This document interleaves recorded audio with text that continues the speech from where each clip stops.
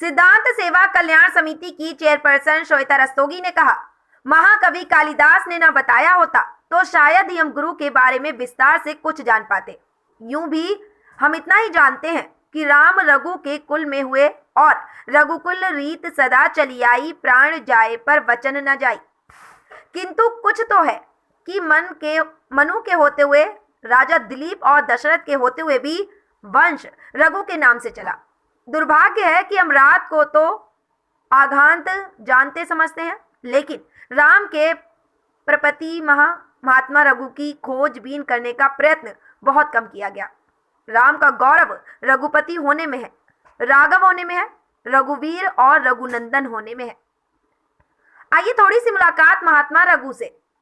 रघु के बिना हम अपनी संस्कृति को समझने का दावा शायद ही कर सके। जी हाँ, रघु प्रतापी राजा दिलीप और रानी सुदक्षिणा की संतति है। रघु के जन्म लेते ही आकाश खुल गया था, शीतल मंद सुगंधित हवा चलने लगी थी। वशिष्ठ जी ने जब रघु के जात कर्म संस्कार संपन्न करवाए, तब वह नवजात बालक वैसे ही लगने लगा था जैसे खान से निकाल कर खरादा हुआ हीरा।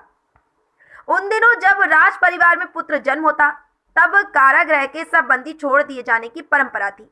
किंतु राजा दिलीप के शासनकाल में कोई अपराधी नहीं था, इसलिए कारागृह खाली पड़े रहते थे। इसलिए राजा ने यही समझा कि पुत्र का जन्म होने से मैं ही पितृ ऋण के बंधन से छूट गया। दिलीप सब विषयों के जानकार थे। उन्होंने ही पुत्र का नाम रघु रखा। रघु में रगी धातु जाने के अर्थ में है।